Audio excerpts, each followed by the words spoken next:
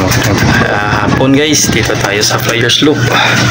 Ito na naman, nagparonda ako kanina. Ito sa Mabay. Dating dagit na natin to. Brown, naka-PH ring dito, tapos comb ring sa kabila. Yan o. Yun. Bali, dalawa na yung loop visitor natin dito sa ating loop. Yan.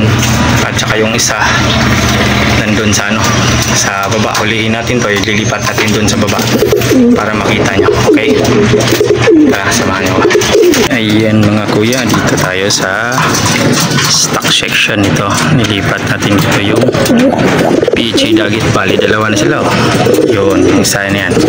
Yan, naka-orange tsaka orange, hindi pala, green pala tsaka violet. Ito pala yung orange at tsaka green.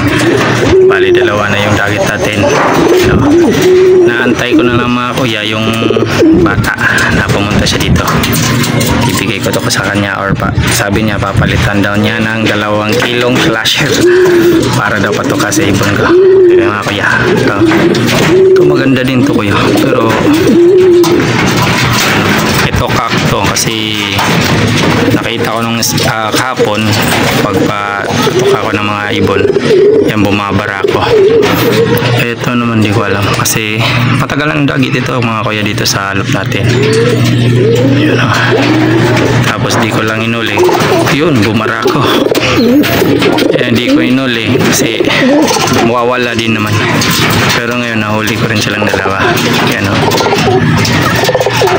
Doon namarako pa yung mga PEG dagit natin. Yan mga kuya, ibigay natin yan pag pumunta ngayon or bukas yung mga bata. Yan o. Yan naman yung kwanda. Yun o, si red line. Mga barako pala, kakpala to si yun si PEG dagit. Papapalitan natin ng 2 kilo slasher. Nandito lang tayo mga kuya. Boy.